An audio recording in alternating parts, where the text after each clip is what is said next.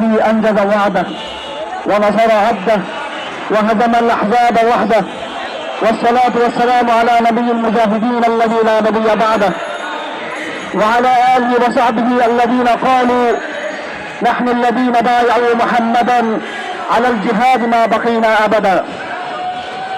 সংগ্রাম সমাবেশ, আমরা এখানে আজকে প্রতিবাদ করার জন্য আসি নাই, আমরা কোনো আবেদন নিবেদন করার জন্য আসি নাই, আমরা জিহাদের ঘোষণা দেওয়ার জন্য এসেছি এখানে। আমাদের দায়িত্বহীন ঘোষণা কথার মাধ্যমে, সেমিনার সিম্পোজিয়াম দিয়ে, মিছিল মিটিংয়ের সমাবেশ দিয়ে বিগত 50 বছর অধিক আমরা পরীক্ষা করে দেখেছি বাইতুল মুকাদ্দাসের সমস্যার সমাধান হয় নাই। আমি একটু আপনাদের সাথে ভিন্ন মত পোষণ করে বলতে চাই, আজকে আমরা মনে করছি ফিলিস্তিন ধ্বংস হয়ে গেছে, গাজা রাফা ধ্বংস হয়ে গেছে। আমি আপনাদেরকে তাড়াতে বলি, তার উল্টো কথা শুনতে চাই। আমি গত খবর নিয়েছি, আলহামদুলিল্লাহ আমাদের হামাসের ভাইয়েরা গাজাতে ওইভাবে অপেক্ষা করছে ইসরায়েলি সৈন্যদের জন্য, যেইভাবে সিংহ তার শিকারীকে গ্রাস করার জন্য অপেক্ষা করছে। পানির মধ্যে মাটির তলে হাজার হাজার আমাদের মুজাহিদ ভাইয়েরা অপেক্ষা করছে পরবর্তী আক্রমণের জন্য। যেটা আমরা মনে করছি ফিলিস্তিন ধ্বংস হয়ে গেছে, আমি আজ বলতে চাই ফিলিস্তিন ধ্বংস হয় নাই। আগামী দিনে নতুন এক জিহাদের ফলও দেখতে পাবে সারা বিশ্বে ইনশাআল্লাহ। আমার ভাইরা, আমি প্রগতিশীল হিসেবে বলতে চাই, যারা আমাদেরকে উদারপন্থী শিক্ষা দেয়, 9/11-এর কথা সকলে জানেন। সেই সময় আমেরিকার টুইন টাওয়ারে আক্রমণ হয়েছিল, মাত্র 27 লোক মারা গিয়েছিল। ইবন জেডলি, তিনি বিদেশ ইন্ডিপেন্ডেন্ট পত্রিকার একজন মহিলা সাংবাদিক ছিলেন, তালেবানদের হাতে গ্রেপ্তার হয়েছিলেন। অতঃপর তিনি ইসলাম গ্রহণ করেছেন। ইসলাম গ্রহণ করে তিনি বলেছেন যে 700 মানুষ 9/11 ঘটনায় মারা গিয়েছেন। আর আমেরিকার নেতৃত্বে সারা দুনিয়ার সকল কুফরি শক্তিগুলো, সকল মুসলিম বিশ্বের বিরুদ্ধে তারা আন্তর্জাতিক যুদ্ধ ঘোষণা দিল, ওয়ার অন টেররিজম ঘোষণা দিল, সন্ত্রাসবাদের বিরুদ্ধে যুদ্ধ ঘোষণা দিল। সারা দুনিয়ার তারা একটা সন্ত্রাসের পাল্টা সন্ত্রাসবাদ তৈরি করলো। আর দেশে গাজাতে, ফিলিস্তিনে লাখ লাখ মানুষের আত্মহত্যা হচ্ছে, লক্ষ লক্ষ শিশু সন্তানকে হত্যা করা হচ্ছে। আমাদের অধিকার নেই জিহাদের কথা বলার জন্য। তোমরা যদি 27 লোকের প্রাণহানির ঘটনায় সারা দুনিয়ার মুসলমানদের যদি যুদ্ধ শুরু করতে পারো, আমরা আমাদের মা বোনদের রক্তের প্রতিশোধ নেওয়ার জন্য তোমাদের মাথায় মাথায় আঘাত করার আমরা অধিকার রাখি। আমি বাংলাদেশ সরকার সহ মুসলিম বিশ্বের সরকারগুলোকে একটা কথা বলতে চাই। সবাই আমরা বলি, মুসলিম বিশ্ব সরকারকে আমরা দাবি দিয়ে থাকি, মুসলিম বিশ্বের সেনাবাহিনীকে আমরা দাবি দিয়ে থাকি, আপনারা বাইতুল মুকাদ্দাস করেন,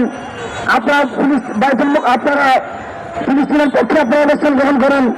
আমি মুসলিম বিশ্বের কাফিরের সরকারগুলোর কাছে এরকম কোনো আবেদন করতে চাই না। আমি মুসলিম বিশ্বের কাফিরের সেনাবাহিনী, কাফিরের সরকারের কাছে ফিলিস্তিন থেকে কিছু করবো সেই আবেদন করার জন্য আমরা এখানে আসি নাই। তবে মুসলিম বিশ্বের সরকারগুলোর কাছে এবং সেনাবাহিনীর কাছে একটা অনুরোধ থাকবে, আপনারা বাইতুল মুকাদ্দাস বিজয় করতে পারবেন না, আর কেন মুসলমানদেরকে স্বাধীন করতে পারবেন না, আসামের সমস্যার সমাধান করতে পারবেন না, কাশ্মীরের সমস্যার সমাধান করতে পারবেন না, ভারতীয় আধিপত্যবাদের মোকাবিলা করতে পারবেন না। যারা পারবে, তরুণ প্রজন্ম যখন করতে চায় তাদেরকে অন্তত বাধা দিবেন না আপনারা। এই কাজ আমরা করবো, আমাদের মিলিটারি রাখবে না, আমাদের সরকার লাগবে না, আমাদের সেনাবাহিনী লাগবে না। আমরা এই জিহাদের মাধ্যমে কিভাবে আমাদের দখলকৃত ভূখণ্ড উদ্ধার করতে আমাদের জানা আছে আলহামদুলিল্লাহ। শুধু এত গন্ধ থাকবে, আমাদের গন্ধ সংস্থাগুলো আমার বক্তব্য রেকর্ড করুন। আমাদের এই নামাজ যেমন ফরজ বিধান, হজ যেমন ফরজ বিধান, জিহাদ একটা ফরজ বিধান। আমাদের বন্দুকের বেরল আপনার দিকে যাবো কখনো ইনশাআল্লাহ। আমরা আমাদের দেশে কোনদিনও আরেকটা হবে না, কিন্তু অবশ্যই যারা খুনি, যারা বিরক্তবাদী, তাদের সাথে আমাদের জিহাদের বোঝানো রয়েছে ইনশাআল্লাহ। এই কাজে আপনারা বাধা দিবেন না, বাধা দিলে আপনারাও আমাদের শত্রুর কাতারে চলে যাবেন। হামাস কোন সরকার নয়, হামাস জনগণ, তালেবান সরকার নয়, তালেবান জনগণ ছিলেন, এবং সোমালিয়ার আশরাফ সরকার নয়, জনগণ। আমি আজকে যে কথা বলতে চাই সেটা হলো, সরকার দিয়ে এই সমস্যার সমাধান হবে না। এই সমস্যার সমাধান হলে জনগণের শক্তি দিয়ে হবে ইনশাআল্লাহ। তার উদাহরণ হলো, বিগত 16 বছর পর্যন্ত অপোজিশনকে কারা টিকিয়ে রেখেছিল? আমাদের বাহিনীগুলো টিকিয়ে রেখেছিল, গোয়েন্দা সংস্থাকে টিকিয়ে রেখেছিল, ব্যবসায়ী টিকিয়ে রেখেছিল, এবং কুলাঙ্গার বুদ্ধিজীবী টিকিয়ে রেখেছিল। এই সমস্ত লোকদের থেকে, প্রতিষ্ঠান থেকে আপনি আশা করেন যারা হাসিনাকে কিছু করতে পারে নাই, তার বাইতুল মুকাদ্দাস থেকে মুক্ত করে নেবে। যখন 17 বছর পর্যন্ত আমরা জগদ্দল পাথর ছিলাম, নিষ্পেষিত হচ্ছিলাম, আমাদের বাহিনীগুলো, আমাদের বিভিন্ন প্রতিষ্ঠানগুলো, দলগুলো কিছু করতে পারে নাই। জনগণের আমাদের পাশে মাঠে নেমে তাদের ভবিষ্যৎকে ধারণ করেছে, আল্লাহর পক্ষ থেকে সাহায্য এসেছে। সুতরাং আজকে ভারতে যা কিছু হচ্ছে তার সমাধান ইনশাআল্লাহ আমরা সমাধান করবো ইনশাআল্লাহ। কিভাবে বাইতুল মুকাদ্দাস যেতে হয় সেটা আমার জানা আছে ইনশাআল্লাহ। যেদিন আমাদের গণমিছিলের স্রোত ছুটবে, যেদিন লং মার্চ হবে, কেউ দাবি রাখতে পারবে না আমাদেরকে ইনশাআল্লাহ। এবং আমি আশা করি যেভাবে বাংলাদেশ সেনাবাহিনী জনগণ নামার পরে, ছাত্র সমাজ নামার পরে জনগণের কাতার বদ্ধ হয়েছে, আমরা যখন জিহাদে লং মার্চ শুরু করবো আমাদের সেনাবাহিনী নেমে পড়বে ইনশাআল্লাহ। আমার ভাইয়েরাম, আমার সর্বশেষ কথা সেটা হলো, ফিলিস্তিনের ভাইয়েরা ইসরায়েলি ষড়যন্ত্রের মুখোমুখি আপনারা সকলে জানেন, কিন্তু যারা আমরা বাংলাদেশে বসবাস করি আমরাও কিন্তু আরেকটা দক্ষিণ ইসরায়েলের মুখোমুখি আমরা। সুতরাং আপনাদেরকে আজকের সমাবেশ থেকে শুধু বাইতুল মুকাদ্দাসের মুক্তির শপথ শুধু নয়, বরং পুরো অঞ্চলকে হিন্দুস্তান আধিপত্য মুক্ত করার শপথ আপনাকে নিতে হবে।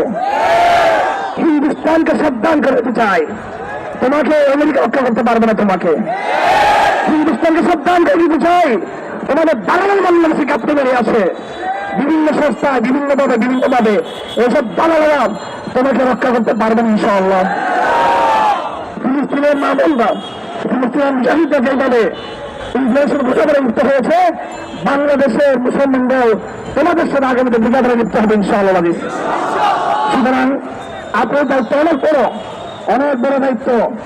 আমরা এখানে আজকে শুধু প্রতিবাদ করার জন্য আসি নাই, আগামী দিনে আমাদের হচ্ছে যুদ্ধ চাপিয়ে দেওয়া হয়েছে বর্তমানে, সেই যুদ্ধকে আরেকটা যুদ্ধের মাধ্যমে, জেহাদের মাধ্যমে আগামী কর্মসূচি ঘোষণা করার জন্য আমরা এখানে এসেছি।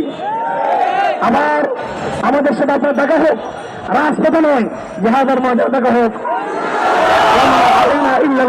আসসালামু আলাইকুম।